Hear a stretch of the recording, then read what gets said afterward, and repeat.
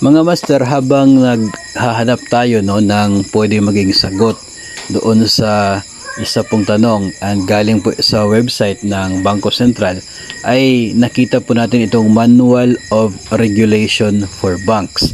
Meron kasing nakasaad dito mga master, isang section tungkol po doon sa mga loans na pinapayagan ng Bangko Sentral na i-offer ng mga kanila pong mga regulated banks.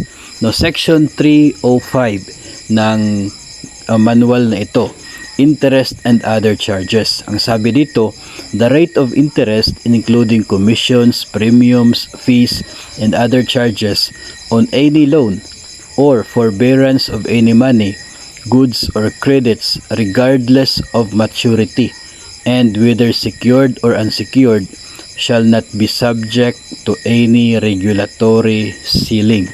So, ito po ay isang mahalagang impormasyon na dapat po nating alam, na minsan kasi sinasabi natin na sobrang laki na ng interest na yan, baka hindi na yan allowed, o kaya ay minsan sinisisi tayo bakit pumapayag tayo sa isang loan na napakataas naman ng interest, o baka pwede bang isumbong natin yung isa pong bangko.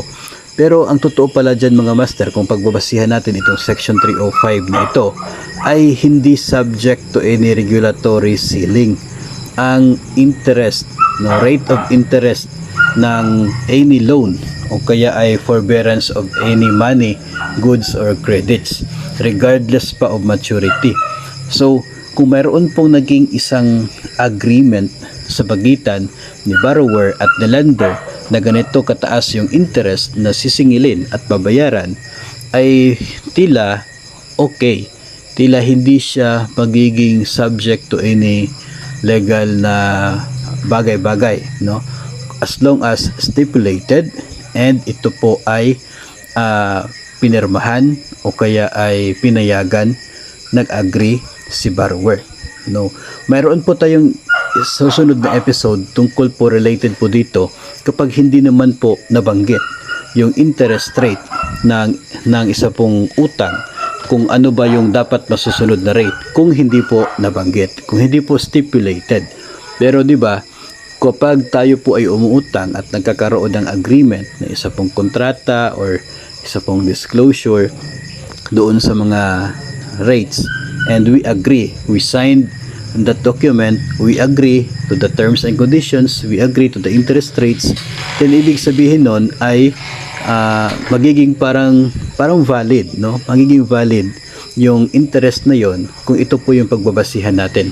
Hindi po ako sure kung mayroon pang other guidelines o kaya ay other laws regarding this, pero ito po kasi is coming from the Bangko Sentral at atin pong nakita, kaya na-share ko po sa inyo.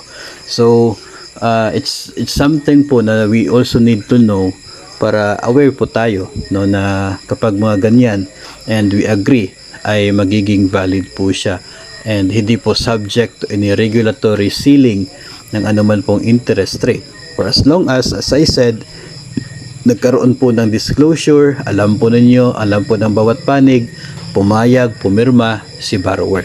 So yun po yung ating ma-share dito. Mamaya sa next episode, ibabahagi ko sa inyo yung tamang interest rate if ever hindi po kayo nagkaroon ng agreement kung magkano yung interest. Wala pong stipulation sa interest rate. So ano yung interest rate na gagamitin to compute for the interest of your loan?